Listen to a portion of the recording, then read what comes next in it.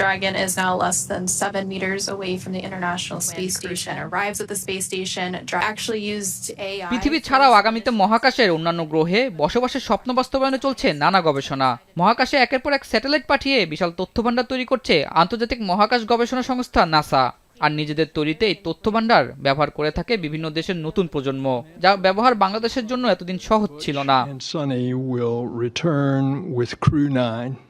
Bundle থাকলে প্রতি সেনমানিতে টাকা বাঁচবে। বিকাশ সেনমানি বান্ডেল কিনে জিতুন প্রতি লেনদেনে। তবে এবার সেই সুযোগ পেতে যাচ্ছে বাংলাদেশের বিজ্ঞান ও প্রযুক্তি গবেষণায় আগ্রহী প্রজন্ম, যার ভিত্তি মঙ্গলবার বিনিয়োগ সামিটে নাসার সাথে স্বাক্ষরিত চুক্তি।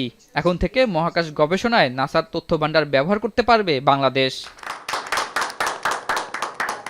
এদিন এছাড়াও বাংলাদেশের বেসরকারি খাতে বিনিয়োগের সমস্যা ও সমাধান নিয়ে প্রতিবেদন প্রকাশ করে বিশ্বব্যাংক, যেখানে বিনিয়োগে জ্বালানি, আর্থিক খাতের সমস্যা, কর ও দুর্নীতি সহ 5টি সমস্যার কথা তুলে ধরা হয়। আলোচনা করা হয় বিগত সময়ে করা বিনিয়োগের নানা সমস্যা। We are identifying how we can align ourselves with the contribution to this. Let me just add the instruments of the World Bank. Let me start with policy-based lending. A lot of the constraints relate to cross-cutting systemic issues. Or let me add also access to finance, the stability of the financial sector, corruption. These are all issues that we engage with governments on through our policy-based lending. এ সময় সরকারের পক্ষ থেকে জানানো হয়, শুধু বিনিয়োগে নয়, আগামীতে কর্মসংস্থান বৃদ্ধি সরকারের প্রধান লক্ষ্য।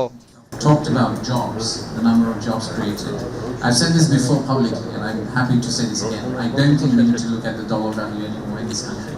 The only thing we really need to look at is jobs, jobs, jobs. বিকেলে সংবাদ সম্মেলনে বিরাট চেয়ারম্যান জানান, বিদেশি বিনিয়োগের ক্ষেত্রে আগের সব নেতিবাচক ধারণা ও মনোভাব দূর করতে কাজ করছে অন্তর্বর্তী সরকার। একটা সামিটে এসে কেউ ডিসিশন নেয় না সে কালকে ইনভেস্ট করবে, সে একটা জার্নির ভিতর দিয়ে যায়। তো সেই জার্নিতে আমাদের আসলে এই সামিটের উদ্দেশ্যটা হচ্ছে যে বাংলাদেশ সম্বন্ধে তাদের যে নেগেটিভ একটা ভিউ তৈরি হয়েছে অনেক পাস্টের, আমাদের পাস্ট হিস্ট্রির কারণে সেই ভিউটাকে ভেঙে দেওয়া এবং এই বাংলাদেশ যে একটা নিউ বাংলাদেশ সেই আন্ডারস্ট্যান্ডিংটা তাদের মধ্যে ইনস্টিল করা। পতিত আওয়ামী সরকারের আমলে 3.5 বছর ঘুরেও ব্যবসার সনদ পায়নি একটি চীন কোম্পানি। তবে আগামীতে বিদেশি বিনিয়োগে এসব সমস্যার সমাধান সহজেই করা হবে বলে জানান বিরাট চেয়ারম্যান। ইনফ্লুয়েন্সিয়াল ব্যবসায়ীকে একটা ভালো এক্সপেরিয়েন্স বাংলাদেশে দিতে পারি, উনি হংকংয়ে গিয়ে আরো ইজিলি 10টা ব্যবসাকে নিয়ে আসতে পারবেন। আতর নিয়ন, এখন ঢাকা।